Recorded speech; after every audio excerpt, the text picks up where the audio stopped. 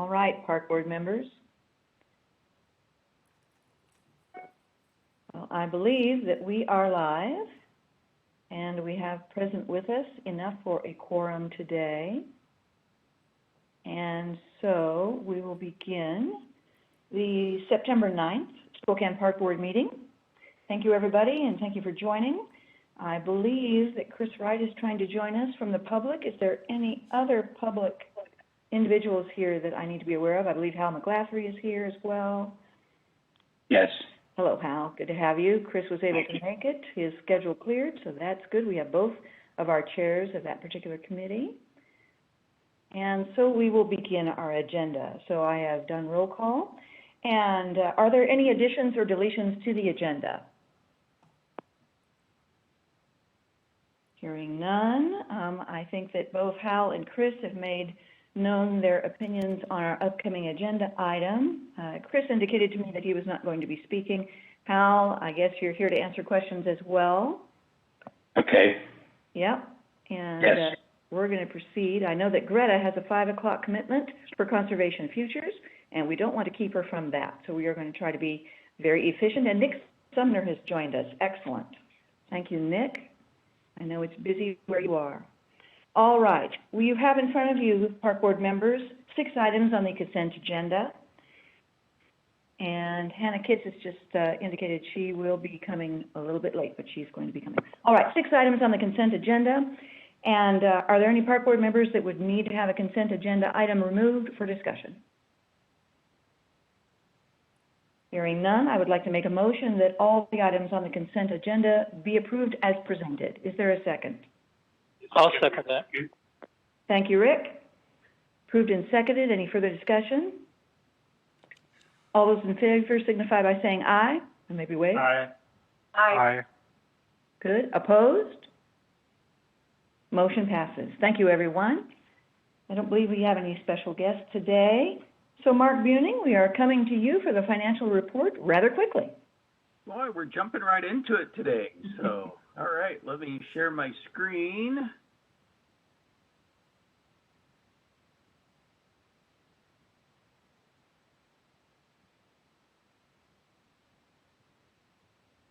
Okay, so we're presenting today the financial report through for 2021 through August.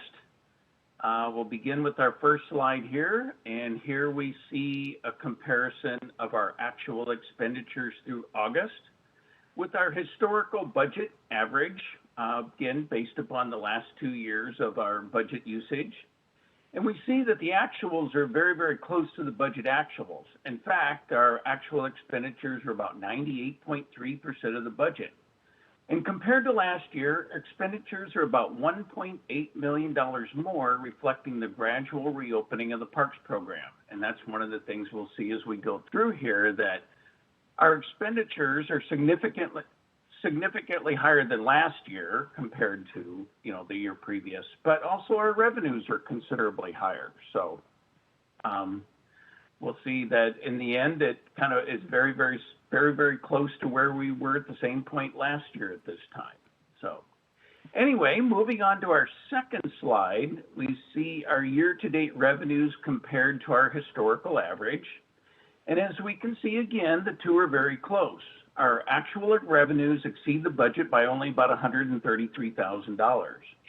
Now, total revenues exceeded last year's revenues, however, by about $1.9 million.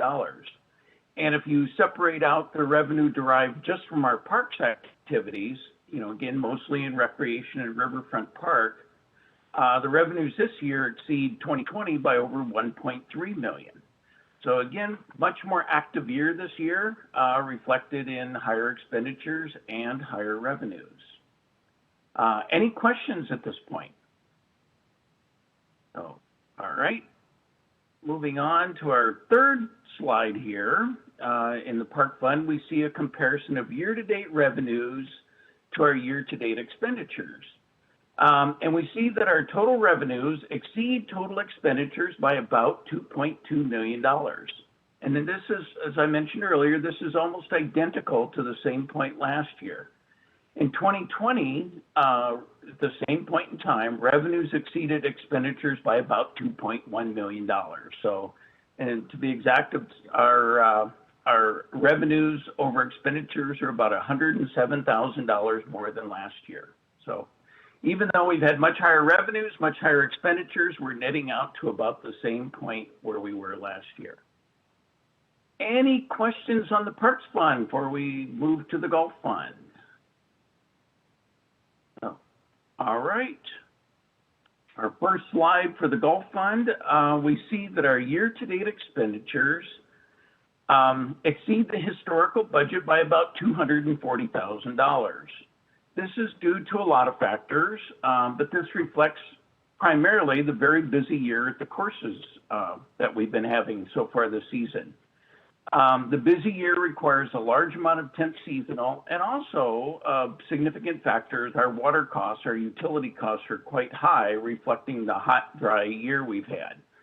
Now, also the historical budget average takes into account last year where the courses got a later start, and so not as much budget was utilized, so the average was a little bit lower compared to our high usage this year.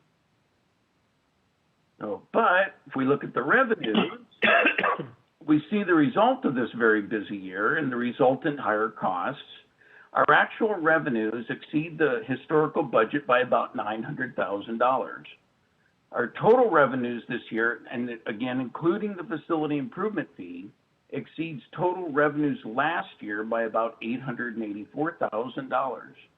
And the proceeds, if we look at just the facility improvement fee, If we look at just the facility improvement fee, our revenues exceed last year by about $158,000, again, reflecting that much higher activity at the courses. Our third slide, we see a comparison of our year-to-date revenues to our year-to-date expenditures.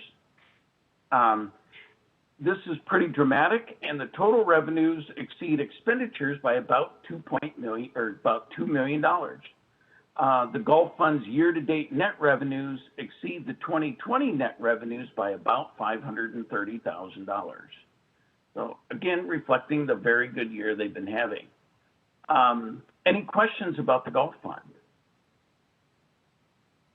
All right. Our last slide reflects the year-to-date, life-to-date, actually, the bond activity. We see that our expenditure, or the combination of our expenditures and encumbrances, leaves a balance of about $118,000 in the bond fund.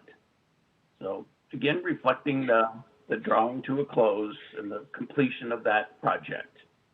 Which is wonderful. That is what we are supposed to do. Thank you, Mark. Awesome. Thank you. Any questions from any park board members about these financials? Well, hearing none, we'll move on. Thanks for your time, Mark. Appreciate that. Thank you.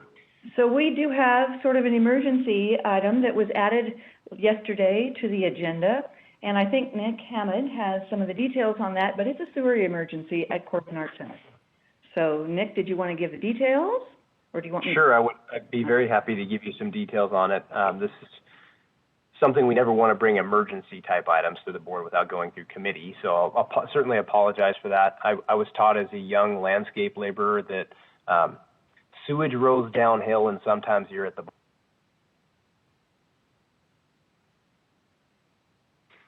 Froze, Nick. Little connection issue. After he said sewage runs downhill, I believe, which is so out. Okay, but you seem to be live. I think. Can you hear me here? Agrees that sewage is an emergency. Yeah, you're back, Nick. Oh, sorry.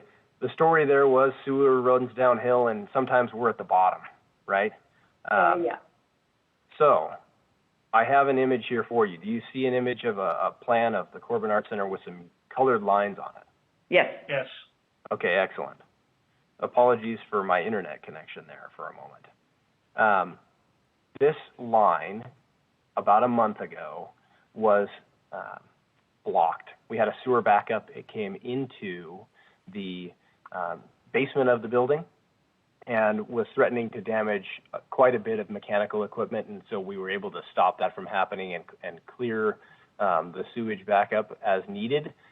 We then spent the next several weeks procuring on an emergency basis a sewer contractor and then working to repair the existing line. We thought we could actually repair the collapsed section of the line, so we dug up a portion of our sewer here. You can see there's several sections of clay pipe that were damaged, cracked, broken. Those were fixed. And then we really thought we could get through this without coming to the board. $10,000, $15,000 worth of work, and we were finished with this and cleaned it. And we couldn't actually restore service of this line. There was no way to clear the blockages needed. What we've learned is that there were enough roots from a lot of the trees in this line that we just can't get past them. If we were to close it up today and not completely repair this line, we would be looking at sewer backup here again in the very near future within the next couple of months.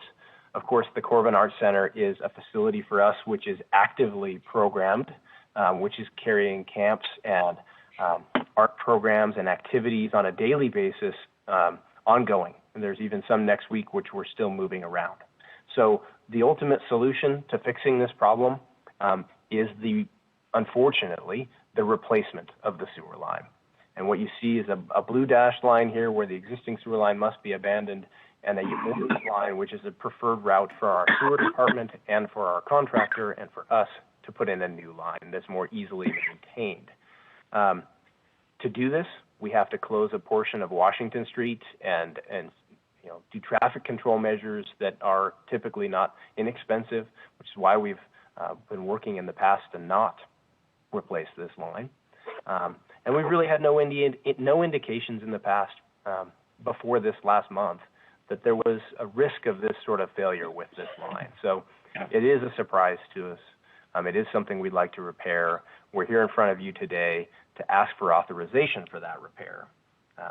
And the total cost of which is shown on your agenda sheets. I'm happy to answer any questions you may have about this process. And again, apologize for not being at committee and preparing it in advance of this, but this really is something we want to get restored so we can continue offering programs at the Corbin Arts Center. Thank you, Nick. I think you are completely within your rights to bring this forward as an emergency item. We don't want to wait for a committee meeting. We need to get this taken care of. Any questions from Park Board members? Hearing none, I'm going to move that we approve am I saying this right, the Vitsky Excavation Incorporated contract for emergency sewer repair at Corbin Arts Center, Edwidge Wolfson Park, in the amount of $84,975.77 plus tax. You are And I- pardon me, leave the keys and you're just sitting here. Sounds like we're getting some background noise there. I'll second it, but I see a couple of hands raised for discussion. Sorry. Okay, you're seconding it? Yes, Sure. but I see hands raised for discussion. Yes. Yes. Okay, so we have a second and open to discussion. Go ahead. Barb, I think I saw your hand. Did you have any questions? I was trying to alert Jennifer that Garrett had his hand raised. That's all I was trying to do. Sorry. I just wanted to clarify too that the park board, in the briefing paper, one thing the park board did so well is we planned for this kind of unforeseen opportunity. So if you know, in our 1950 account, we have $300,000 for our major maintenance capital equipment work. So I just want to be aware it's really a two-part. You're approving the project for the dollar amount, but it's also approving that funding line item in 1950. Thank you. I was going to mention that. Any other questions? Bob, did you have a question? Nope. You're muted, sir, but I see the shaking of the head. All right. I said, just glad it's not my house. Yeah. Well, this happens with old houses. Historic buildings are wonderful, but they do come at a cost. All right, so hearing no further questions, all those in favor of the emergency repairs signify by saying aye. Aye. Aye. And opposed? Thank you, everybody. We'll get right on this. So we're on to our committee reports, and Rick Chase, Urban Forestry, didn't actually have a meeting, but do you have anything to say? Oh, no, you're right. We've gone a year and a half now, and we've had one 15-minute meeting in a year and a half. So the only thing that we're just still waiting on, and maybe Nick, maybe you have the answer now, is did we get a bid for the Suzie Stevens Trail? Hi, Rick. We've got a bid for one portion of it, which is the curb ramps and sidewalk work, which is baking concrete that is funded separately from this department, and that work will begin here this month. We're still following up with the remainder of the trail work, which we'll bring to you this next month. I know you hear that from me a couple of times now. This next month is really this next month. It's not being any later than that. So we are beginning work starting this month, yes. Okay, thank you. And that's all I've got with urban forestry. All right, very good. Thank you. Okay, moving on to golf. Jerry Sperling.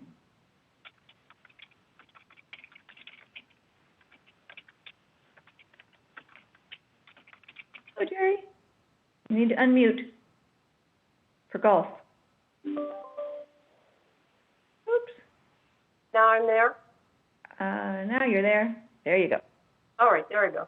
Okay, yes, as you saw in the summary, we mainly had discussion items. We're getting ready for budget. And so you can read there the review and previews of what we are planning and expecting to bring to the board in an action item. And as Nick Hammond presented and just kind of updated us, our third irrigation project will be starting at Downriver Golf Course.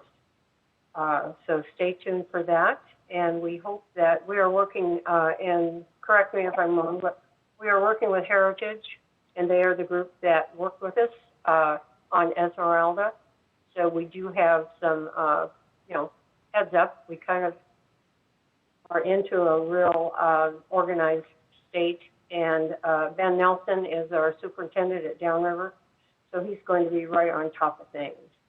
I just want to close with one of the things that takes place at the end of the year, and one of those happens to be a city championship. It's probably going to get hot in here. We had a full field of 135 amateur players, and over 30 players from Manitou Golf Club, which is private. They decided to join us, which I think is kind of a tribute to us. And we just got great reports back on the, quality of our courses, and that's always exciting to have. And the year's championship, we need to recognize him. His name is Sam Pauley, and he is a collegiate golfer at Whitworth University. So special thanks to everyone who joined in and took place, playing in this particular championship. And we are excited to get started with our irrigation project. So with that, Golf Committee will be meeting WebEx on October 12th at 8 o'clock in the morning. So hope to see you there. Thanks. Still doing the virtual donuts. Yes. Oh, well, we are bringing coffee so we can at least cheer. All right. Thank you very much. Greta Gilman with Land. Hello. Land Committee met last week, and we had one action item, which was the Liberty Park Smart Park Memorandum of Understanding, which we all recently approved on the consent agenda. It's an agreement between Parks and Avista, Itron, and Urbanova to implement technological improvements in parks, which include new streetlights, wireless access points, sensors to track pedestrians entering and leaving the park, and unauthorized access, lighting controls, and impact of environmental factors on park usage. And this is a no cost pilot project, no cost to parks pilot project. So it'll be very interesting to see what we learn from this. We had a couple discussion items. Garrett gave an update on the dog park situation on the South Hill that came up because the school district wants to build a middle school in an area that's been used as a dog park for quite a while. Garrett reinforced to us that the park's master plan results, along with subsequent public processes at specific locations will guide the development of a new dog park or parks in the city of Spokane. We also had a presentation from Al on an idea for a pilot program to begin putting up signs to display that parking areas adjacent to parks are tow-away zones, and this is to prevent long-term parking in these lots. And Carl Strong presented an overview on the equipment lease, which we also approved in the consent agenda. So that is my land committee report, and the next meeting is set for 3:30 p.m. on Wednesday, October 6th, also via WebEx. Thank you, Greta. Sally with Recreation. Okay, we'll see if I can get through this. We did not have any action items, but we had our recreation report given by Jennifer and Ryan, and again, just a really active and really great month. And I just wanted to highlight a couple of things. We're working on the fall podium programming, and Parks and Rec is going to partner with the Spokane Sports Association, PFD, and Skyhawks to offer track and field programs for youth between 8 and 12 years old starting in October. The aquatics facilities collectively seen over 61,000 attendants to Open Swim to date, and 7,200 participants in swimming programs, and that generated a revenue of over $189,000. As you already know, the sewage problem at Corbin, but despite that, they were able to continue with 61 active camps collectively, and for a total of 696 campers to date. And thankfully, with the sewage program, they were able to move their programs off-site to different places around the community. Outdoor rec, youth outdoor camps had a total of 164 registrations and over 1,200 youth and adults in the summer outdoor recreation programs. The Little Spokane River Shuttle and rental program was very successful, with 167 kayak rentals and over 453 shuttle riders. And then the Therapeutic Recreation Services had 180 people served over the course of the summer. And there was some cancellations due to the heat and smoke. Those were the big ones. There was the Wellness and Enrichment Summer Camp at Merkle had 194 participants. And then there was the Youth NFL is up 130 participants over last year to 245. So there's some great stuff going on with recreation. And my granddaughter just ate a whole crayon while I did that. The next meeting is October 6th at 5:15. Great, Sally, and I hope your granddaughter's okay. Goodness. Just fine. All right. Riverfront Park Committee met on September 2nd, and I presided in Nick's absence. We had 4 action items, 2 of which were taken care of in the consent agenda. And we have 2 action items to come before you today, the first of which is the Vietnam Memorial. We are very happy to report that Garrett did some very persuasive communicating with members of the community and was able to secure additional funding for us to complete the Vietnam Memorial with a second alternate. Actually, it's alternate number 1, but with a full phased, the entire project for the Vietnam Memorial. And I think Barry has the details for us. Well, thank you, Jennifer. Let's see if I can get this to. I hope you can see my screen just fine. There should be a map. Okay, yes. Wonderful.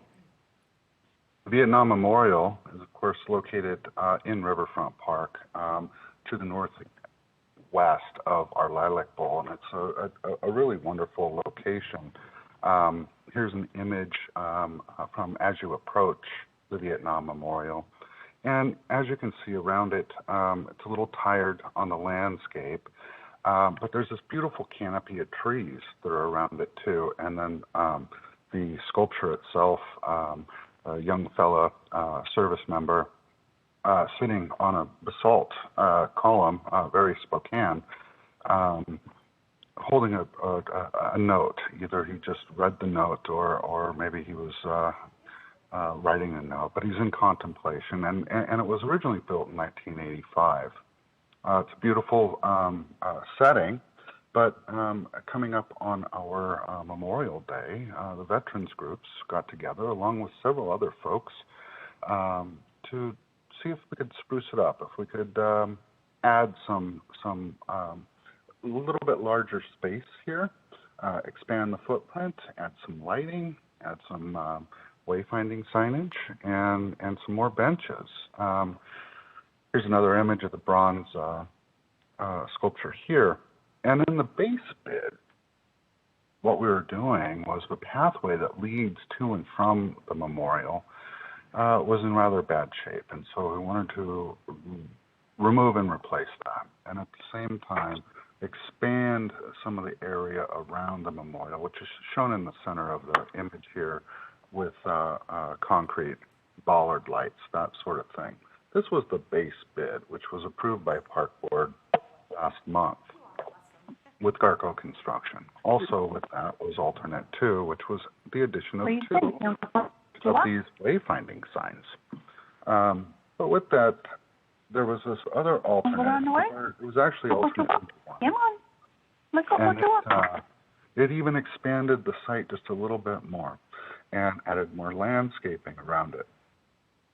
And a friend of ours, Mr. Del Hatch, did an illustration. And he thought, if we wanted to expand even more, as this alternate 1, he came up with an illustration that I think the veterans really loved. The Park Board seemed to really latch on to it too.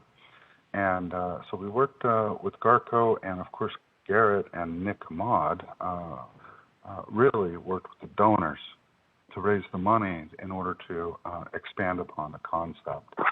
Now this is, I want to be clear that this is an artist's or an architect's illustration, but so it's not quite this grand.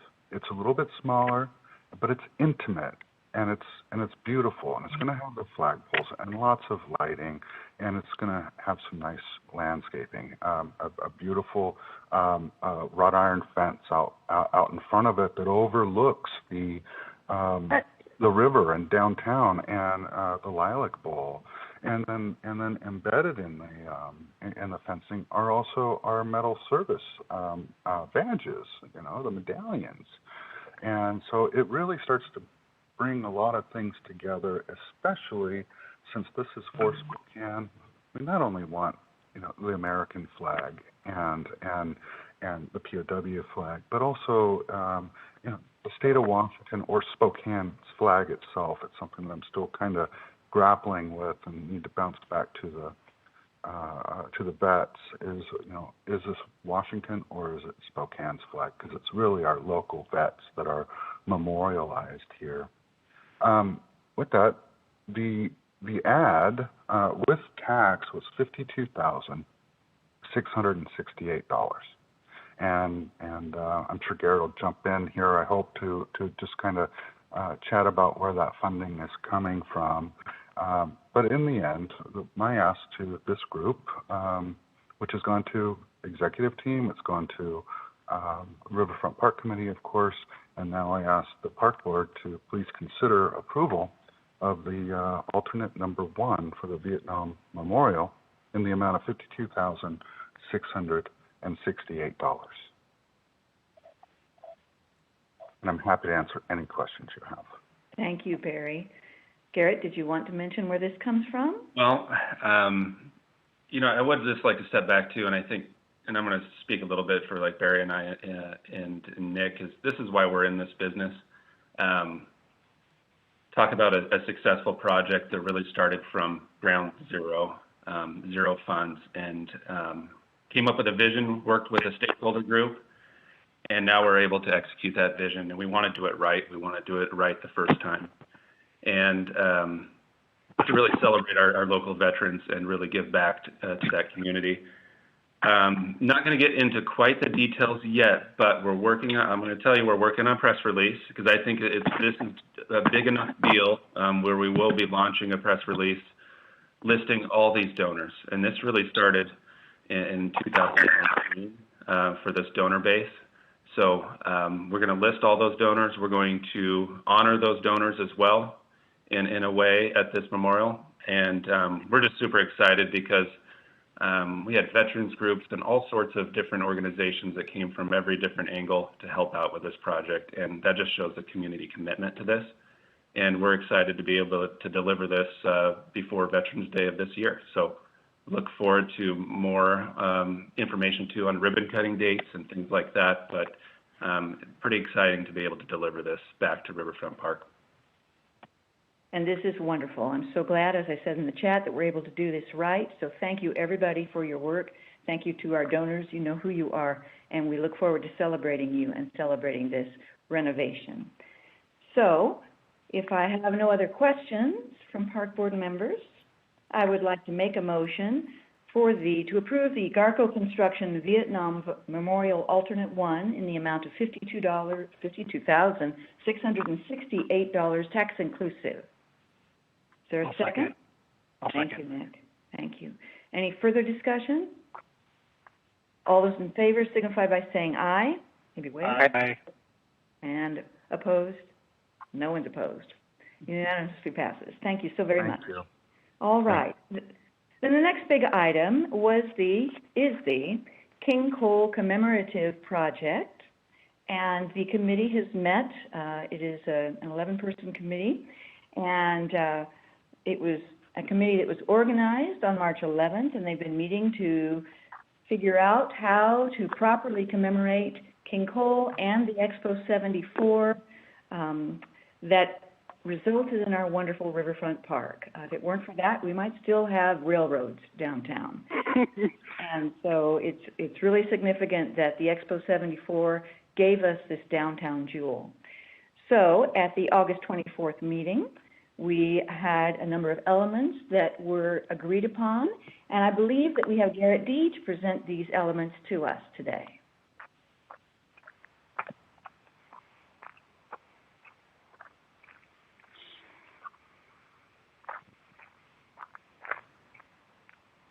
Thank you, Garrett. Looking good. Thanks. Okay. I'm not hearing your audio No. really. Oops. But see, there's the purpose, to recommend this prominent commemoration. And there were these 6 elements that were looked at. The one that was not really talked about further was the imprinting of the logo on the pavilion floor. I think people thought that with all of the chairs on that, it might not get seen very much. That also might be part of a naming opportunity for the pavilion. So that was kind of taken off the table. But we are left with the remaining 5, which is the promenade, renaming the entire promenade from Howard Street all the way through the park, King Cole Way.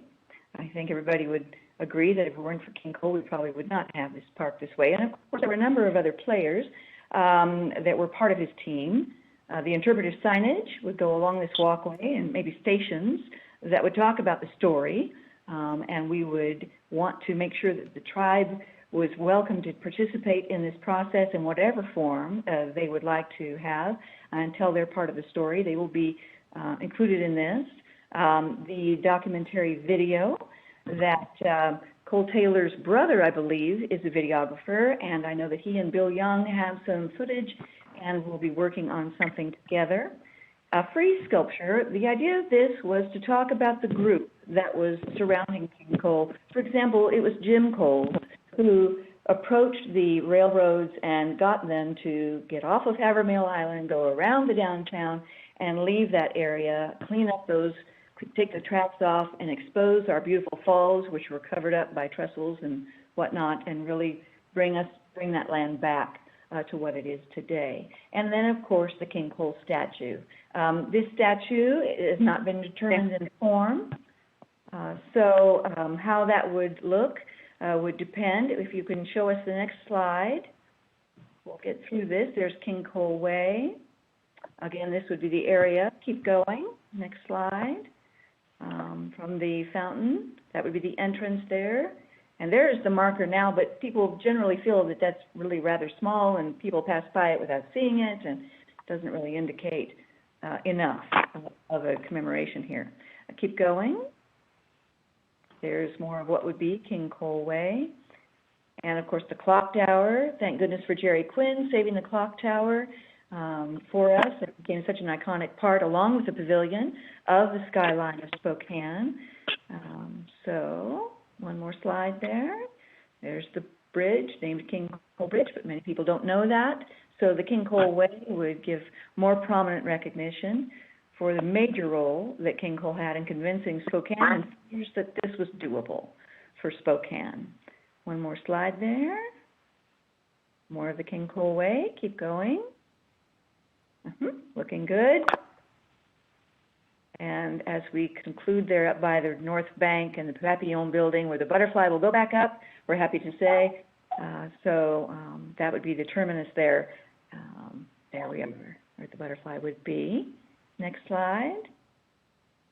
So this is an example of the kind of interpretive signage that could be put in various places along King Cole Way, talking about the history of the area, the history of the project, all of the different individuals. You know, Bill Fern wrote so many grants. There was a whole group around King Cole that made this possible. So talking about that story, it's quite a story to tell. Another slide, please. There we go. So the video, again, mentioned that would be, I think the idea of the video is to have it somewhere on the pavilion wall where perhaps people could push a button and get more of an education about how Expo came to be. Okay, next slide. The free sculpture, a possibility for, again, commemorating that group of individuals that were such leaders, our senators and so forth, making this possible for Spokane and for the World's Fair to be shown here. Keep going. And this is a wonderful photo from Cole Taylor, King Cole's grandson. Rip really showed this magnanimous individual that was such a team builder and had a way of attracting people to him and so passionate about his ideas, such a leader in the community. So this is the skeleton of this, or the framework that we're looking at for this idea.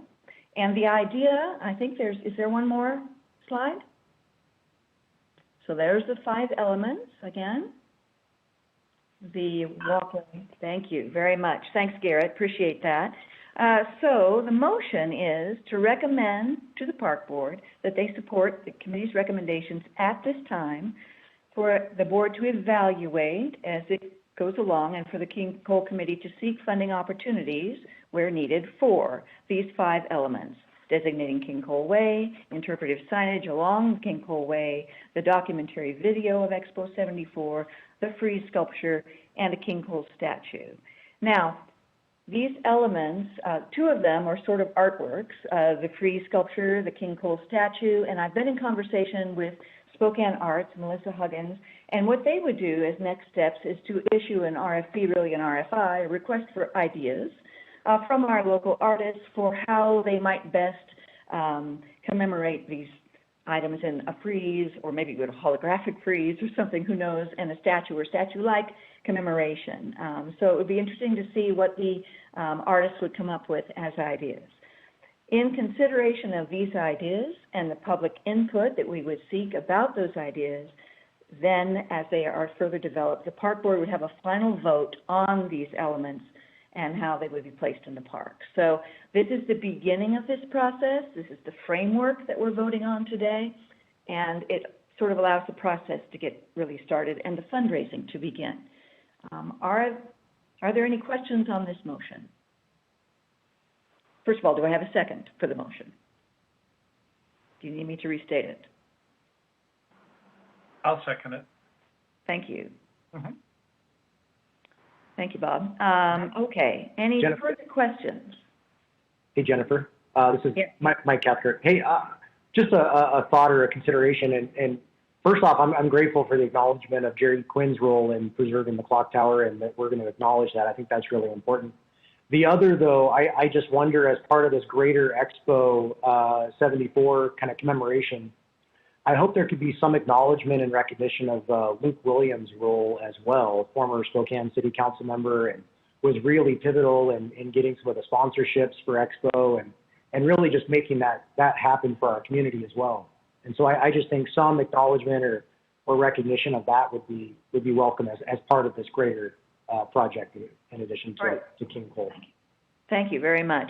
You know, again, that's part of why we want this public input and to begin this process, to make sure we've got all the people that we need to be acknowledging in this group and tell this story correctly. Other comments, questions? Jennifer, I have a couple of comments. When we first discussed this, we really talked about recognizing King Cole, and I was surprised at just the amount of projects that resulted from that. It almost feels like we're rebuilding the Spokane Pavilion more than recognizing King Cole, which is what we started. Maybe that's what we want to do, I don't know. But it seems like the freeze, the video, and the signage will basically have the same information. So I don't quite understand why we're repeating this in different forms. I guess it would be my preference to scale this back. I don't know if we're committing to all 5 of these, it feels like we're moving forward with all of them. My preference would be to select fewer and decide what works best rather than doing all of these. Thank you, Kevin. So part of this motion is to consider what those elements would look like as they are developed. And again, the park board will have the opportunity to evaluate the final elements and to vote on which ones will be in the park. So the wording at the end, in consideration of public input and the further development of these elements, the park board will have a final vote on which elements will be in the park. That gives the park board the ability to say, too much duplication, let's pare this down, simplify, if they see fit. So we just want to make sure that we cast a wide enough net that we're getting enough of the story, because it's quite a story to tell, a lot of different players, that we're casting a wide enough net to make sure that we get all the pieces of the story together. We have 2 years and 9 months to get this right before the commemoration of Expo 74. So we're trying to make sure that we cast a wide enough net to get everything included. But your point is a good one. We don't want to duplicate too much. We want to make sure we tell it right, but don't overdo it. So thank you for that. Thank you. Other comments? Chairwoman Ogden, this is Barb Ritchie. I have a question around fundraising for this project. Is that going to be identified later on, or is that part of the group's task to bring us revenue streams and other opportunities for fundraising? That is part of the King Cole Committee's task. They have already actually received a few pledges, I understand, or at least hints of pledges, I think toward the statue, but there's been a lot of talk out in the community by members of this committee who are well connected, Hal McGlathry being one of them, Chris Wright being another. They're both in attendance here today. I think the Development and Volunteer Committee will be assisting in that effort too, but that is one of the committee's roles. Now, one of the reasons we need to vote on these elements is so that they can go to the community and say, this is what we're planning. Which part of it would you like to fund? How much can I write you down for? So it helps to have something for people to sink their teeth into as they're raising money. I wouldn't be doing my liaison job if I didn't say the Parks Foundation board executive director should be involved in some way, shape, or form, but thank you for the clarification. Indeed. We'll take all comers. All right. Any other comments? Hi, this is Jerry. And my off mute is Jennifer. Yes, I can hear you. Go ahead. Oh, okay, great. First of all, I would like to make a statement, and I'm glad that this has been presented to the whole board in this particular format. I do have a couple of comments I would like to make as we move forward. First of all, today we did have a good discussion. I think it's very difficult to, as we have heard, to list just one individual. There were so many people, who were a part of this in the Expo 74. that, as a board, member, I would hesitate to ever ignore any one particular one. And so as we look at these things coming through, I think for me it's going to be extremely important that we not just, and I understand the King Cole name, and I do that, but I also understand Jim Cole. And I understand that name very, very well and clearly, as well as all the others that have been mentioned. One today that has not even been mentioned was Jim Hill, and the other one was Neil Faucine. So, I mean, once we open this door in this book to Expo 74, I think we are going to see a variety of things. So therefore, I think about what Kevin just said. You know, how in the world are we going to, in fact, in a very, very particular way, not leave anyone out? So that, to me, is a very strong concern. And the other concern I have is that within this, we have everything that is very clearly described as we now have to go to vote. And I do have a concern because of where we are in our nation and even our city today with staffing. And I do express, you know, a caution in that realm. I think it's important for us as a board to think about that very, very clearly. Yesterday, I was at an event at Riverfront Park with 100 people, and we spent all day there. And we did have a special tour, and people were really excited. And what they're excited about, and I did mention to some of them, how we are looking at doing some interpretive information. We need to, I believe, as a board, look forward into the next century, if you will, and we're not going to be here. And my question is, whatever we put in that park needs to be something that everyone can relate to. Yes. And within that, yes. Within that, it's a strong expression that I have at this particular time.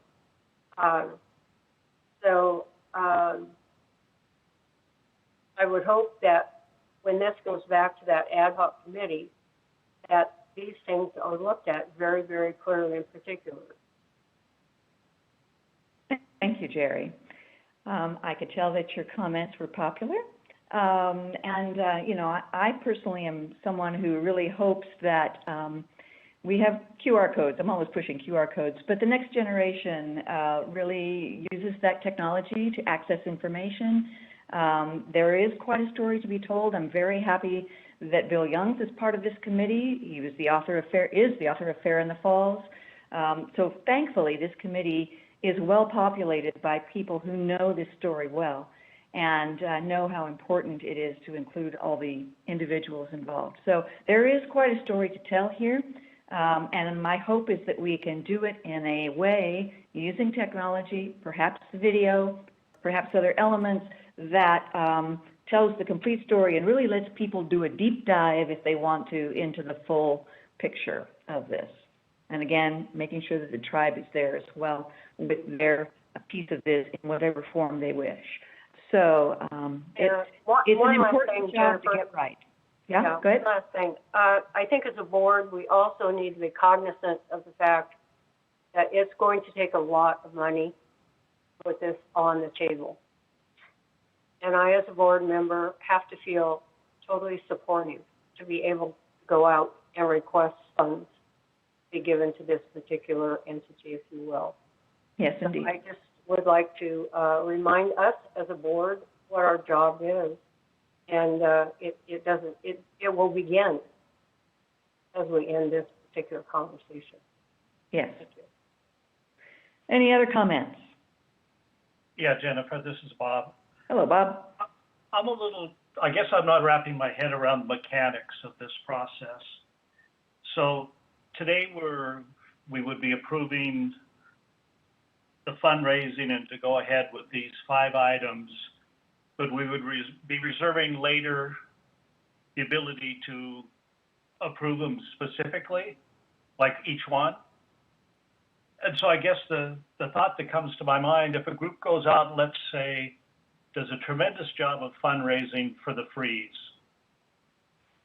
and they have X amount of money raised, and that comes back to the board, and we say we don't want the freeze. Is that possible with what we're talking about today? Because if it is, it doesn't make sense that we should go out and fundraise or ask people to fundraise for something, and then be able to go, sorry, your fundraising was in vain. We're not going to do it. So to answer, there's a couple of questions embedded in that. Yeah. The first one is, are we being presented with a menu? Yes, we are. So this is a framework or a menu of options that the park board has the opportunity to evaluate as they are developed. It's very hard to say yes or no right now because they're not fleshed out. We don't know what the freeze would be like. You know, maybe it wouldn't be 3D, maybe, again, it would be a holograph or something, I don't know. So we don't know what that would look like. We don't know what a statue would look like. So we have to say yes, well, we don't have to, but my encouragement is for us to say yes to this framework that the committee has come up with so that requests for ideas can be initiated by Spokane Parks to hear from artists what some of these options might look like, act like, how they would operate, and then fundraising could take place to see, you know, the dollars talk. If we don't get any funding for a freeze, that tells us there's not much interest in that freeze, for example. On the other hand, if we get a lot of funding for a freeze, I hope that the park board would take into account that indication of interest, and if there's some element of the freeze they don't like, perhaps ask it to be changed or developed in a different way. But we are public servants. I hope we listen to the public input represented both by opinions and by donors, but that's part of that process. So what we're doing today is saying, here's the framework to allow the fundraising to begin and to allow the invitation to the artists to begin, to help us flesh out what these elements look like. And there is an opportunity to evaluate, you know, in the future, maybe what the interpretive signage and the documentary video look like can come back to us by themselves without the other pieces yet, and we can vote on those. So, yes, Barb Ritchie has just said in the chat, this is the discovery phase. Yes, indeed. But we have to kind of do this to know what we're voting on in the future, what we're fundraising for. So this is just a framework. The paper quoted me as saying it's a skeleton. It really is. So how that skeleton develops, how stuff gets hung on that skeleton, we will see. But we can vote on pieces of this coming back. We've done that with other projects where we voted on pieces of the memorial for the veterans, you know, phase alternate 1, alternate 2. So we can do this in pieces as it develops, and we can tweak what we think needs to be tweaked, indicate preferences, et cetera. Hey, Jennifer, this is Nick. Hey, Nick. I understand having multiple choices, getting input from the public. Totally get that. That's fine. I think it's a little dangerous asking for money for things that we haven't approved as possible things. When we did that for Riverfront Park, we did it with a list of approved items that we pared down from a larger list of items to say, if we could get the funding for these items, we approve them being put in the park. This is kind of the cart before the horse with that, and I don't know that to me seems kind of like a dangerous, it seems like they're buying our vote. No. What we're trying to do is let the process begin. I understand your concern. But think about, for example, the Providence Playscape. We went to the public with some bubbles of ideas, but not exactly specifically what those elements yet were, and to our donor. And the donor actually participated in some of that process, which resulted in design. We heard feedback from our ADA community that they really liked the nature theme. I think the donor did too. You know, early on we were looking at an expo theme for that playground. So when we began the fundraising process, we didn't have it all fully defined. Through the process of fundraising, through the process of listening, that playground came into definition and clarity. I perceive, the way I see this happening is that same way. And I get that, but they knew it was a playground. Right. It wasn't a playground or a statue or a mural, or that's all I'm saying. Again, it's if we have decided on what that should be, before the fundraise. It sits weird with me. I'm sorry. I don't know why I'm not really. Yeah. So these That's my are just concern. elements. They're a broad sketch. They're not specific. What we are approving is the process, the ability to move forward. But we can bring these elements as they get defined back, and I would encourage the committee to let us do that as they go forward through their process, to come back and see if we're still going in the right direction, so to speak. So we're just starting the process. Chris, right, you're on the call. You're a previous park board president. I guess I would call on you to help with your experience prior to mine to help flesh out sort of how this process would develop. Yes, and I think Nick knows I'm very sensitive to things getting ahead of the park board, as I said in the paper. I would expect that we've got to develop our ideas a lot further along before we start any real fundraising.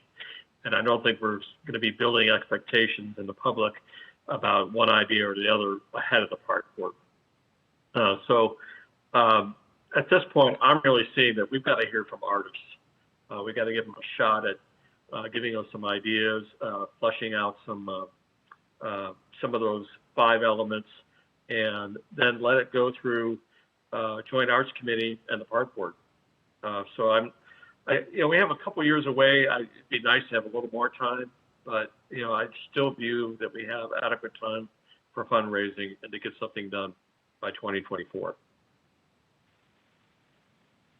So yeah, this would go through Joint Arts Committee, thank you, Chris, and Riverfront Park Committee. Before coming up to the park board, there would be opportunities for those committees to say, nope, wrong direction, send it back down, the committee chain before coming up to the full park board. So lots of potential for evaluation in the process. Would you like a change in the wording, Nick? Would that make you feel better? No, I'll trust that you've built enough stops in the process. Okay.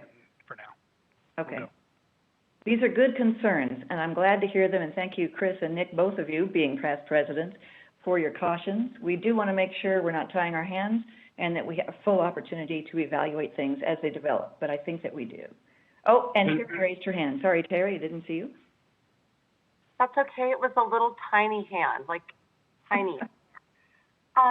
One of the things I just wanted to share with the park board and whoever else is on the call is that during the course of the campaign for Riverfront Spokane, one of the things that we made very, very clear to all of our donors and potential donors was that there was an entire process that rested with the city, not the least of which was all driven by policy. And I think it was really, really clear when we spoke with those individuals, and Providence is a great example of that. We had a lot of great ideas, and what it came down to was many of those things weren't practical or they didn't follow city policy.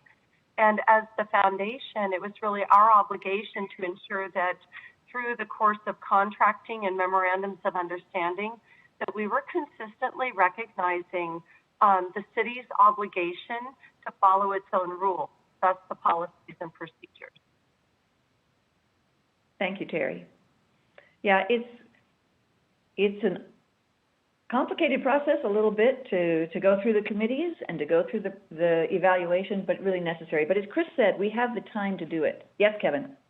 Jennifer, I just wanted to mention that this is similar to the points I made and what Bob and Nick are saying are what I raised at committee, which we tried to address in the amendment. And apparently it's no clearer now than it was then. So we might want to do something that is clearer for this purpose because it keeps coming up. Okay. All right. So what I'm hearing is that we need more definition in order to even make a decision on proceeding. Is that what I'm hearing correctly? We need more definition of what these things look like. Madam Chairwoman, I think Garrett Jones has a brilliant idea. He's trying to raise his hand. Okay, Garrett, No. thank you. I was actually going to throw out almost the opposite, Jennifer. Okay. On the direction of actually keeping it broader. Okay. I think when I'm hearing the discussion, there seems to be, the tension around a statue or no statue or a frieze. Is art just in general something that, the board could get a hold of? And then it gives the artist or whatever those information, the RFIs that we send out, gives them the flexibility to come back and use their creativity on what that piece is. And then there's maybe a part of that is we do the exploratory work in this motion with the art piece, with those other elements, contingent on coming back to the park board when that information is brought up before the fundraising effort starts. So then that information comes back to the park board and is presented, and then everybody, love the concept and move forward with that fundraising effort. That's a great approach. So those of you who are particularly concerned with this, would you prefer that the vote say, or that the motion say, I'm trying to think how to reword this, to recommend that the park board support the further development of the recommendations for designating King Cole Way? Maybe we should take it piece by piece. Yes, RFP does have King Cole Bridge already. Yes, Kevin? Can we say exploration rather than development? Yes. Because I think that's what we're getting hung up. We feel like we're committing to something that we don't even know what it is yet. Okay. All right. So there was a comment in the chat that RFP has a King Cole Bridge already. We would have the King Cole Way going through the King Cole Bridge. And so it would just be an expansion, really, of what King Cole Bridge was trying to do, because most people don't know that it's King Cole Bridge. So it would go all the way through. Yes, Garrett? And that's one clarification, I guess, in the presentation. I don't know if there was mention of the Blue Bridge being the King Cole Bridge, but it's actually the wooden bridge next to the convention center at the east entrance of the park into the Lilac Bowl. And at one point, I think that might have been King Cole Way. That is. So there's a sign there today that says King Cole Way with like a street sign. So I just wanted to clarify, it's the wooden bridge on the south side by the Centennial Trail is King Cole Way currently. Okay. So you would have a single King Cole Way and the other King Cole Way would go away? Or would we have two King Cole Ways? Garrett, did you hear Greta's question? So would the wooden bridge designation go away, basically, so that we would start from Howard Street and go all the way through the Blue Bridge? That was my understanding. Well, I think in my opinion, there's a ton of opportunity with the current King Cole Way. And I would say the lack of entry into Riverfront Park, and that is a formal entry into the east side of Riverfront Park. I think there is a lot of opportunity there to start the King Cole Way at that location.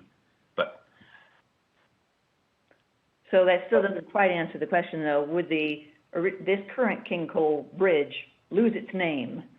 And no, okay. It would be a part of the bigger picture. Yep. Okay. So what we could say is that we are asking the park board to recommend that the further exploration of these 5 elements that the committee has come up with, and that the committee come back to park board with the design of each of the 5 elements as they are developed for fundraising. Does that sound better? Hi, Hal. Hi. My only thought is that, I brought the idea up originally to you, Jennifer, and said I thought because it took us 3 years to raise money for the Vietnam Memorial, that if we were going to do something for more prominent recognition and commemoration of King Cole, we ought to get started on it. Yep. And I was interested in the statue, no doubt. Yep. And knowing that that's going to be at least 100,000 and maybe more with the base and so forth. And I wouldn't expect to be out trying to fundraise until we knew that that was a fact that was going to be done. Some of the elements of among the 5 don't look at like a lot of cost by comparison to the freeze or the statue. And it seems to me you could almost make a decision on those other 3 elements that you think, well, King Cole Way has been pretty popular. Maybe that's one that we ought to just say, yeah, we're going to do it. And then if it's the freeze and the statue is the issue, let's get the art community to come up with whatever they propose, and whatever you accept at that point, that's what we have to go out and fundraise. So Okay. I always thought we were doing fundraising after we got a clear path from you folks as to what we were going to do. All right. So what I would recommend we do from a Robert Rules point of view is I will make this motion. If you don't like the way it's worded, don't second it. Then I will reframe a new motion, and that would be to separate out the 5 elements and take a vote on each. King Cole Way may not need further development. It simply is redesignating that walkway through the park as King Cole Way. For example, the interpretive signage needs to be developed, what it would look like, where it would be placed, what it would say. The Expo 74 video needs to be developed, and where would it be? And then, of course, the freeze, what would it look like? Would we have one? What would it include? And a statue, what would that be like if we had one? So originally, the motion was to approve these 5 elements to go to design or to go to Spokane Arts for an RFI, a request for ideas. But if you prefer, I can put forward the motion, we can not second it, and then I can separate out those pieces that you think are viable now, and then send the rest forward for further exploration. Is that how you would like me to proceed? Jennifer, this is Sally. I'm sorry, and I could be missing a few things, but I thought there was some previous conversation about maybe some people thought that those 5 areas are maybe too much, and there's other people to recognize. So I'm a little confused if we do this motion, if we're moving forward with all that and not looking at the scope of the work that might include other people that, participated in the development of this. So Agreed. I'm sorry, I'm now a little confused what we're doing. You reminded me of a good point. So this was something that Kevin had mentioned, too much duplication. Yeah. So, for example, what the freeze tells might be also what interpretive signage tells. So we might not need to have both. Let me put forward the motion that we had in our agenda so that we can not second it and can have some changes. So the motion was to recommend the Park Board support the KCCP Committee's recommendation at this time for the Board to evaluate and the King Cole Committee to seek funding opportunities where needed for the following: King Cole commemorative elements at Riverfront Park, designating King Cole Way, interpretive signage along King Cole Way, Expo 74 documentation video, freeze sculpture, and King Cole statue. In consideration of the public input and further development of these elements, the Park Board will have a final vote on which elements will be in the park. So that is the initial motion that I would put forward for approval. Do I have a second? Hearing none, the motion does not go forward. The motion does not pass. All right, so I would recommend instead that the Park Board support the idea of designating from the beginning of Howard Street Bridge through the park to the Butterfly, to the end of the park there, designating that King Cole Way. Do I have a second to that motion? Hearing none, that does not pass. All right. So what this is telling me is that we need to send back down to committee the opportunity to explore these elements further and bring back a little more definition before the Park Board feels comfortable voting. And that would be to encourage the committee to look at whether or not there's duplication, and the opportunity for perhaps paring things down. We do have the issue of needing to tell Spokane Arts whether or not to send forward an RFI, a request for ideas. We need to be able to tell them that to hear back what artists might do. but perhaps we need the committee to consider whether or not a freeze and interpretive signage is duplication, or whether a freeze in video or signage in a video is duplication. So I guess what I'm hearing is that the park board is not ready to move forward on this motion as it is currently constructed. Further comments? I just don't think we have enough information yet. Okay. All right. Well, the motion does not pass, so we will send it back down to committee and hope to hear from them again soon. Yeah, maybe at Riverfront Park next month, if they can do that. All right. Thank you, everybody. So as you can tell, Riverfront Park was a busy meeting, and John Moog was going to tell us a little bit about the concerts. I have to tell you that I attended the symphony concert there in the pavilion on Labor Day, and it was just, as I described to some others, a mountaintop moment. Wonderful to hear the symphony live, wonderful to see people enjoying themselves on a perfect summer evening at a beautiful setting, and the symphony was thrilled to be there. They want to come back to make it an annual event and to really take a look at performing in our park. So, John, did you want to talk a little bit more about the concert series as they've been in the park?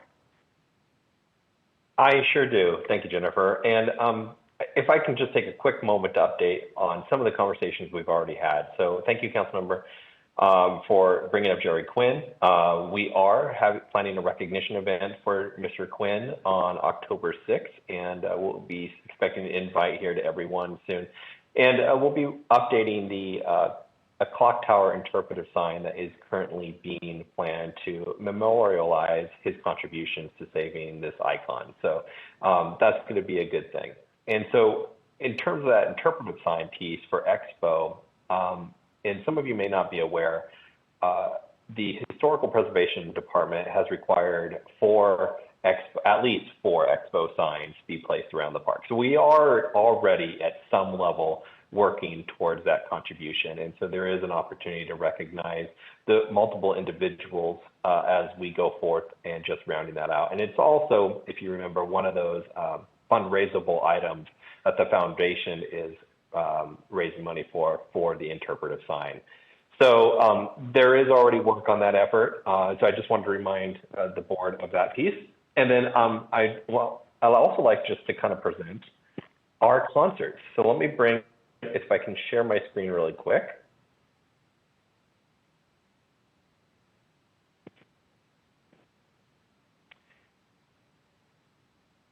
Oh, right. Hopefully everyone can see this.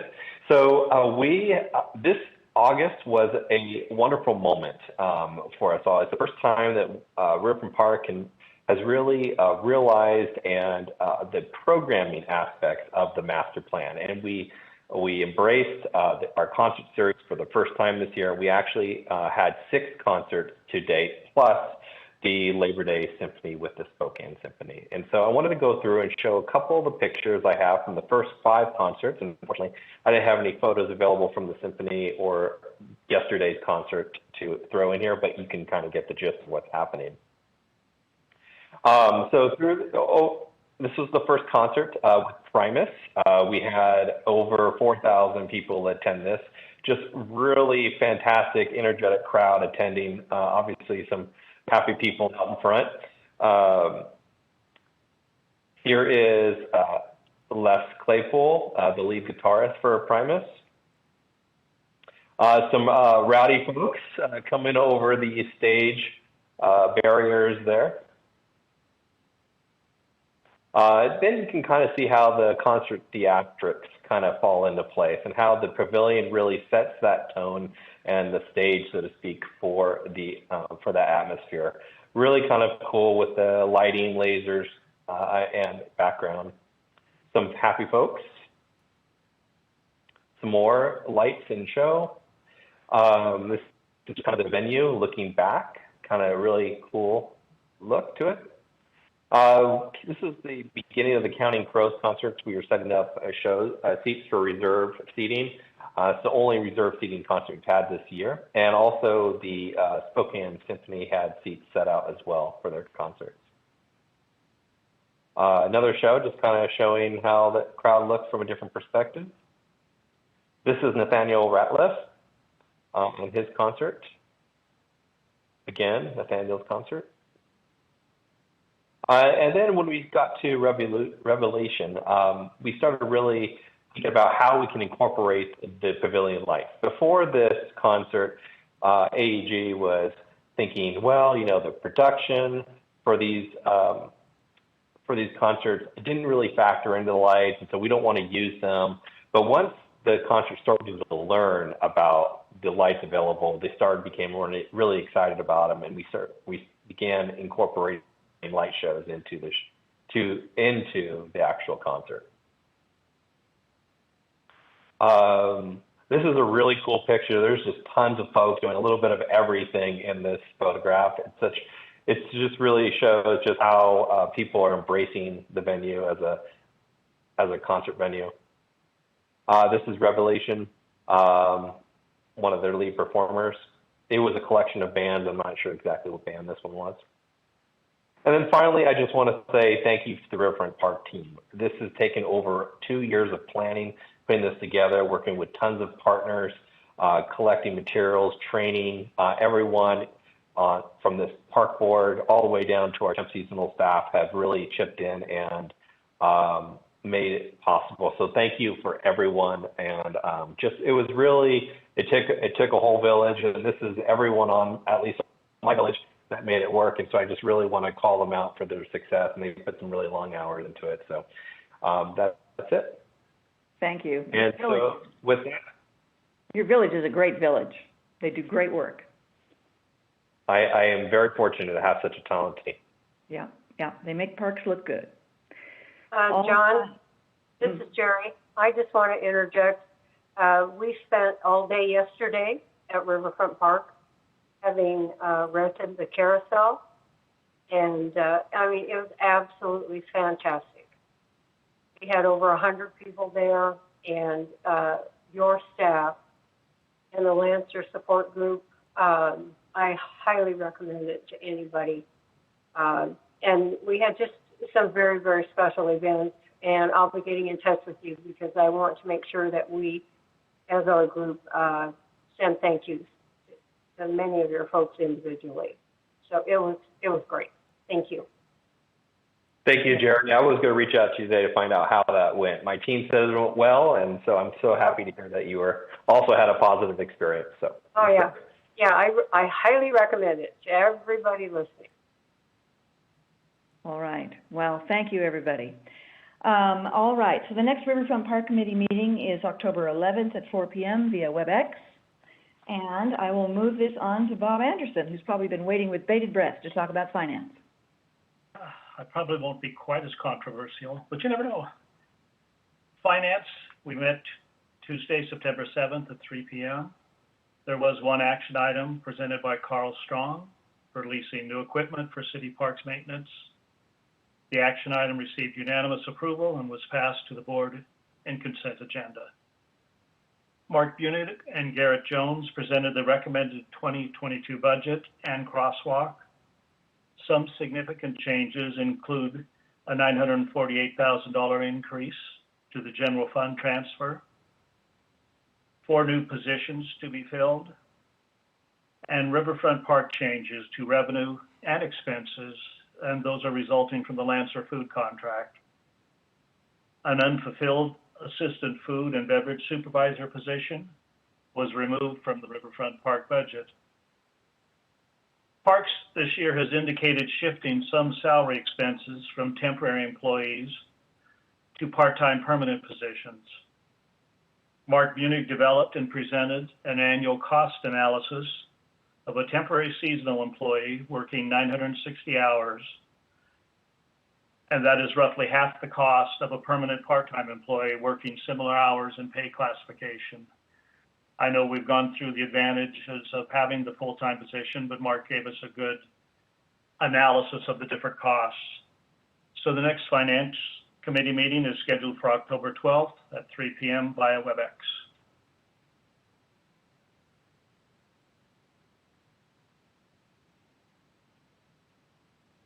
I think you're muted, Jennifer. Sorry. And while you have the floor, would you like to say anything about Development and Volunteer Committee? Yes, even though the DVC and we did not meet, we had some, what I consider very good news for the two committees. After a discussion with Greg Francis from the Community Assembly, at their September 2nd meeting, they approved the creation of a liaison position with the Park Board, and this position will serve on both the DVC and the CAC committee. The Community Assembly will recruit from all 29 of their neighborhood councils, with an emphasis on global community representation. They expect to have this filled within 2 months. And I know one of our goals earlier was to get the community involved, a broader spectrum of the community. And the fact that they have reached to the 29 neighborhood councils, I think is a very good plus for us. The other item is the Parks 2022 budget includes a new position of inclusion coordinator. And the duties assigned to this position include grant development and volunteer coordination, amongst other duties. But both of those will be beneficial to the DVC and the CAC. So we're really looking forward to this person coming on board. And then the next DVC meeting is scheduled for Monday, September 27 at 3:30. That's it. Thank you very much, Bob. All right, so in the interest of time, I'm going to keep my president's comments to 2 very short ones. Number 1, Park Board, you have a retreat on the 29th of September from 11:30 to 4, don't forget. Number 2, those who might be interested and are listening about dog parks, we have 2 dog parks going into Riverfront Park. We met yesterday about the second of those 2 being sort of across the bridge in the river from the Riverfront North Bank Playground area, kind of behind the pavilion and over by the old shelter that used to be, I think, the German building during Expo. So we are in discussion about that. But in addition, there is a dog park focus group that is being coordinated now with staff to take a look at the larger issue as it relates to our master plan and dog parks placed throughout the city, meeting what we perceive as public demand. So that's on our radar, and we are working on it. We want to be solution bringers, and so your parks is working for you on that. So, Greta Gilman, Conservation Futures, before you have to leave. Yes, good timing, because I do have to drop off the meeting because there's a Conservation Futures nomination round public meeting starting at 5, where there'll be a presentation of the, I think it's 8 nominated properties, and then there'll be public comment individually on each nominated property. So I will report on it next Park Board meeting. Thanks. And I'm dropping out of the meeting now.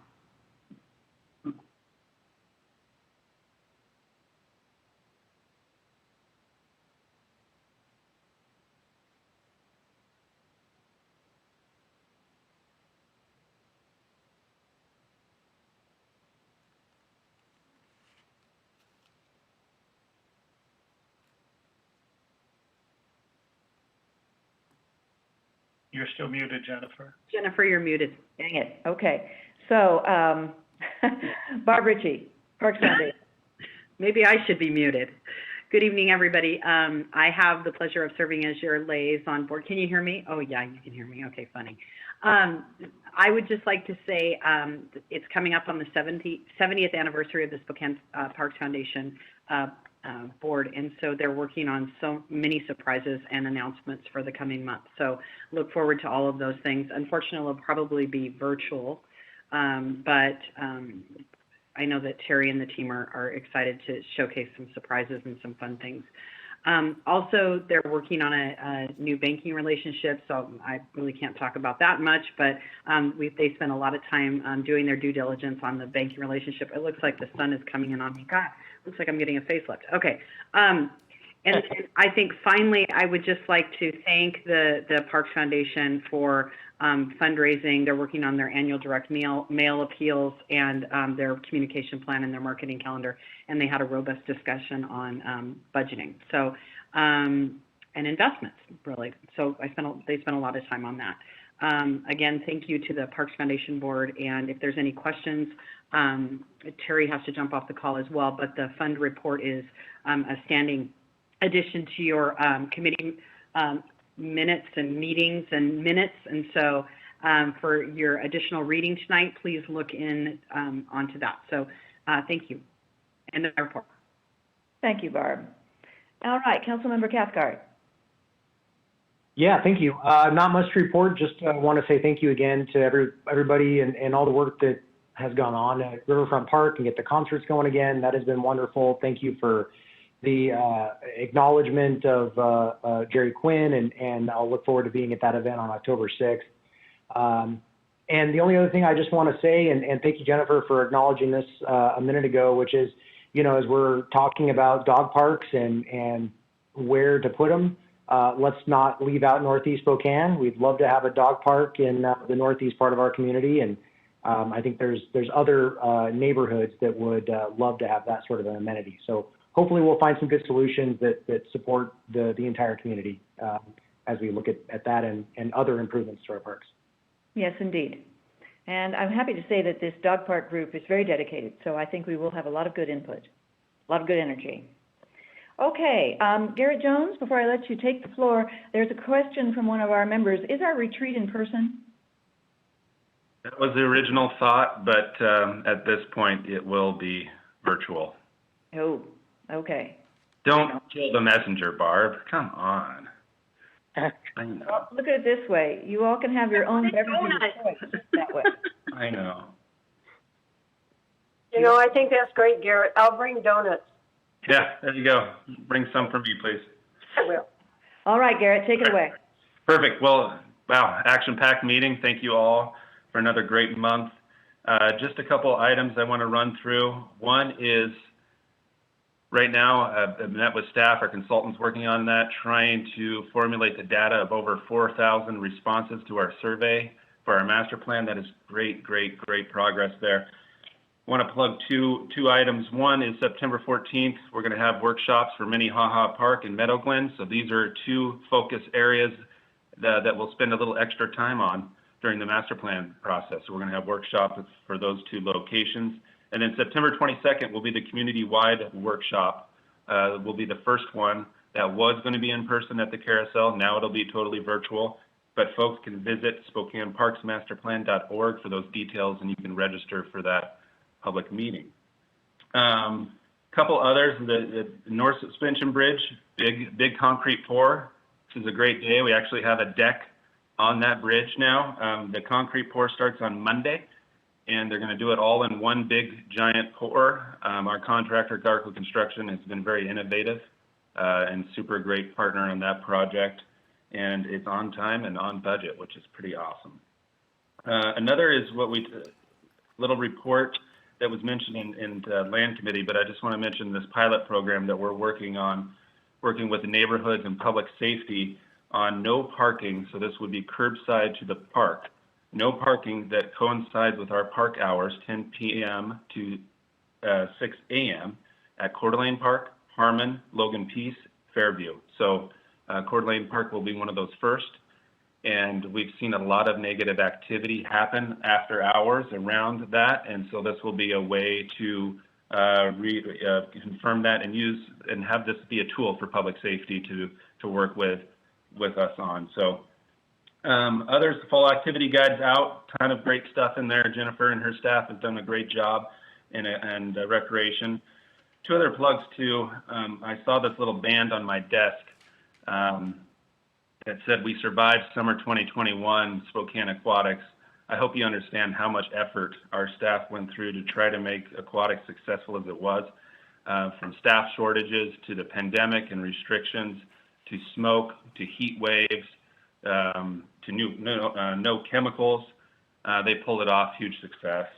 And then also another great event, and I'm going to ask Jennifer Papich if she can send this out to the entire board, is partnering with the Spokane Sports Commission. We had a national BMX tournament at Dwight Merkel a couple weeks ago, and I was able to attend it. I was not on a bike, but I was there with my kids. It was the Lumberjack tournament. You'd be amazed of where these participants come from across the country. RVs, huge success. It was postponed from last year, but great to see that activated. And then again, with the plug with the concerts, I mean, over 14,000 citizens thus far. I mean, that's huge for us. and the symphony. What a huge success from traditionally being Comstock. We have a windstorm. We don't know if we're going to have it in Comstock. Then we have additional outdoor mandates. Then it was going to be a part of Pig Out in the Park.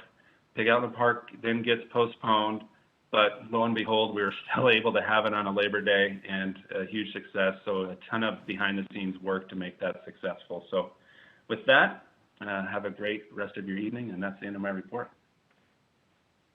Thank you, Garrett. Any other items for the good of the order? Well, hearing none, you have 2 letters in your correspondence. Please take a look at them. I look forward to seeing you all at the Park Board retreat on the 29th, virtually. As I said in the chat, bring your beverage of choice. Thanks, Jennifer. Great Thank you, meeting. Jennifer. Well done. Well done. Thank you, Jennifer. Thank you. Okay.